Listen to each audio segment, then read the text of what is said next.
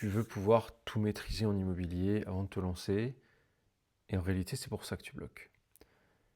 Tu es le genre de personne qui aime probablement comprendre avant d'agir, qui aime pouvoir tout maîtriser.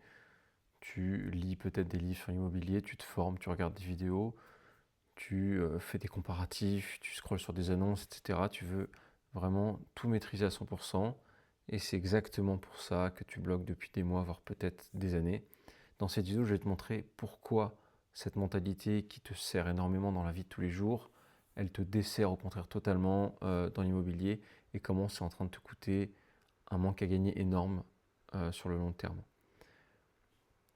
En réalité, je te connais parce que j'accompagne des gens comme toi, des gens qui gagnent plutôt bien leur vie, qui sont rigoureux, qui sont sérieux dans leur travail, qui sont compétents surtout, qui ont l'habitude de gérer des projets complexes, de manager des équipes, de prendre des décisions importantes, et finalement qui maîtrisent leur sujet et qui savent de quoi ils parlent.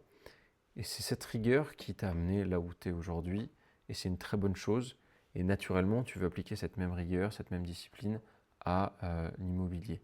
Tu veux pouvoir tout comprendre, tu veux pouvoir tout maîtriser et avoir les réponses à toutes tes questions avant de te lancer, c'est parfaitement légitime. Le problème, c'est qu'en immobilier, ça ne marche pas comme ça ne marche pas comme dans ton travail, parce qu'un immobilier, c'est de l'entrepreneuriat.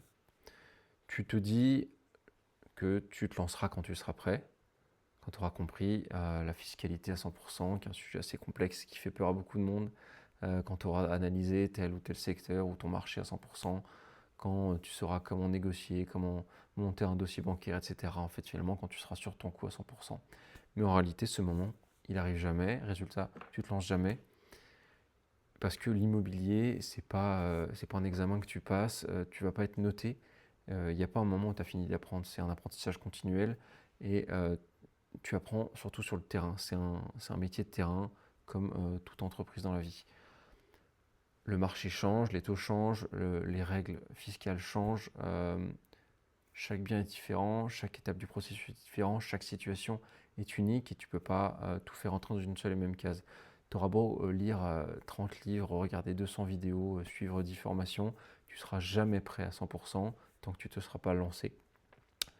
Pendant que tu attends, qu'est-ce qui se passe en parallèle? Tu as peut-être de l'épargne qui dort sur un livret A à 2%. Ok, super, dans 5 ans, tu auras gagné quoi?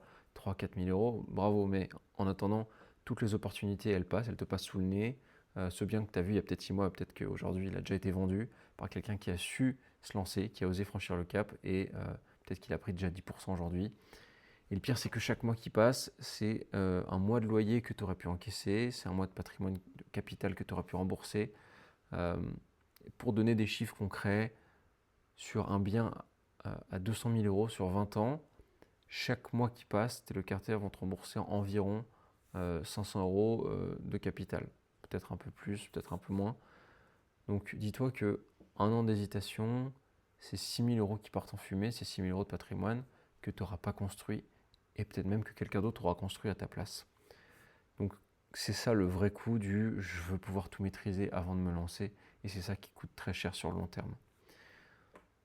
Les investisseurs qui réussissent, ils savent pas tout. Ils savaient pas tout, moi-même je savais pas tout quand j'ai acheté mon premier bien. J'ai appris en faisant, j'ai appris en faisant des erreurs, en me trompant, en recommençant et en ajustant le tir à chaque fois. Il faut que tu acceptes de ne pas tout maîtriser. Il faut que tu acceptes qu'il y ait des zones d'ombre, des incertitudes, des questions qui restent parfois sans réponse jusqu'à temps que tu aies été confronté directement. Et la différence entre les personnes qui passent à l'action et les personnes qui restent dans leur zone de confort, c'est que celles qui passent à l'action, elles y vont quoi qu'il arrive. Elles se disciplinent, elles se lancent dans le grand bain.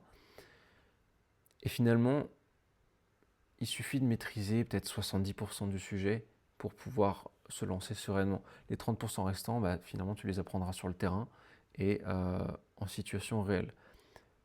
Tu ne peux pas apprendre à négocier en lisant un livre sur les négociations. Pour ça, tu as besoin de négocier.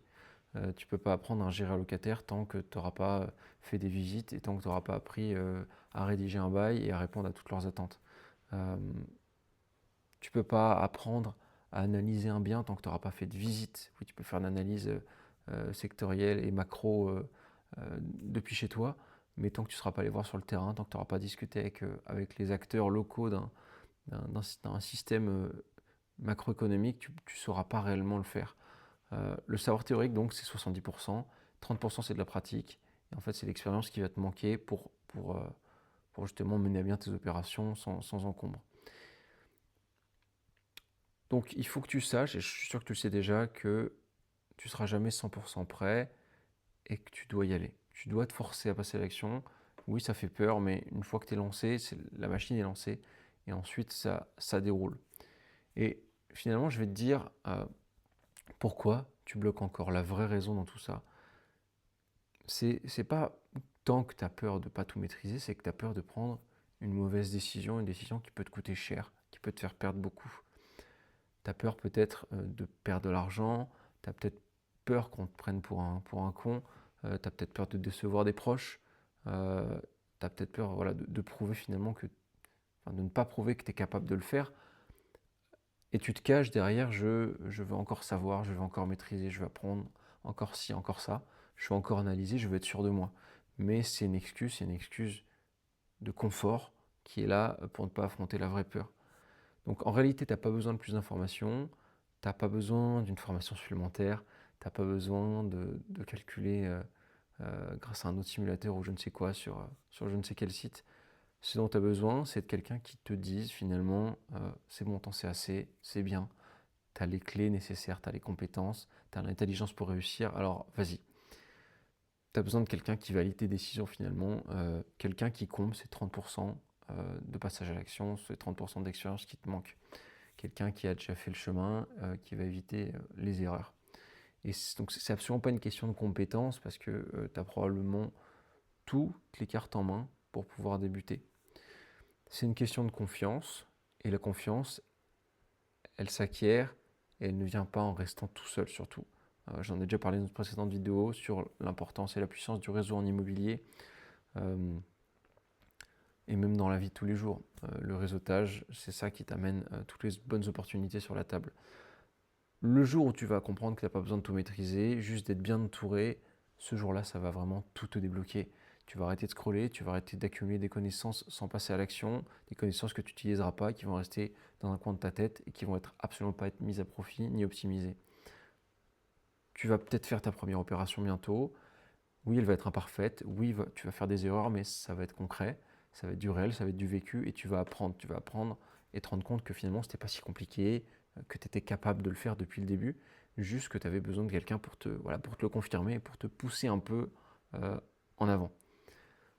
Donc si tu ressens ce besoin que quelqu'un t'accompagne, que quelqu'un structure ton projet, tes ambitions, valide tes décisions, t'accompagne pas à pas à chaque étape du processus d'acquisition en immobilier.